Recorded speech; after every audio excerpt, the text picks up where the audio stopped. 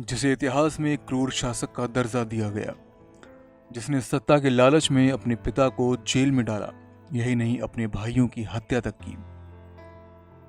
उसने अपने जिस भाई मुराद बख्श के साथ मिलकर शाहजहां के खिलाफ बगावत का बिगुल फूंका था।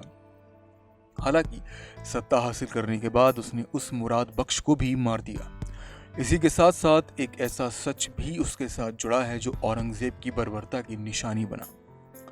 वह है हिंदुओं के आस्था के प्रतीक मंदिरों को तोड़वाने का सच।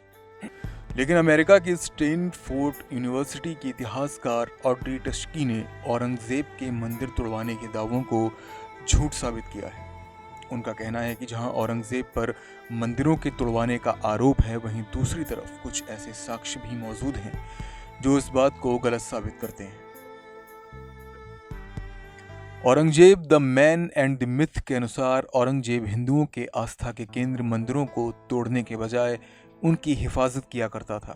बताते हैं कि औरंगजेब हिंदुओं को गैर मुस्लिम मानता था, जिन्हें शासन की तरफ से कुछ अलग अधिकार प्राप्त थे, जिनके अंदर ये साफ साफ लिखा हुआ था कि उनके आस्था के प्रतीकों की हिफाजत उनका पहला धर्म है। इसके अनुसार औरंगजेब हिंदू और जैन मंदिरों की भी रक्षा किया करता था।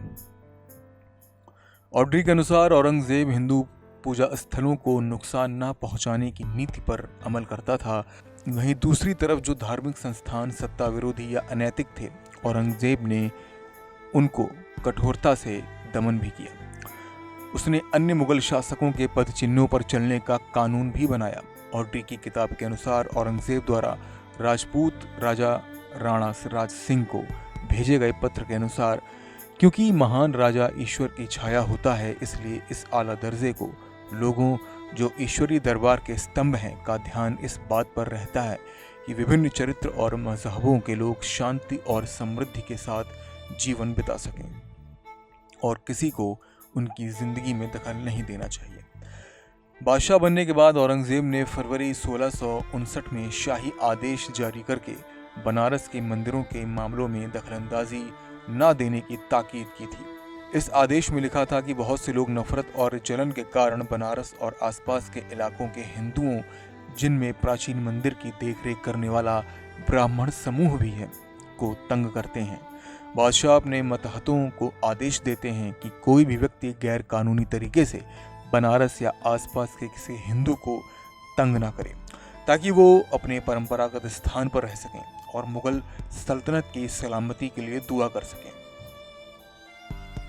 औरंगजेब ने जहां गैर इस्लामिक रवायतों को बंद करा देने के कानून का भी दावा किया, वहीं दूसरी तरफ गैर मुस्लिम लोगों द्वारा तोड़े गए हिंदुओं के मंदिरों की रक्षा भी की। इसी तरह ऑड्री के अनुसार औरंगजेब ने इलाहाबाद, वृंदावन, बिहार एवं अन्य जगहों पर भी हिंदू संतों और मंदिरों को जमीन एवं अन्य चीजें दी थी।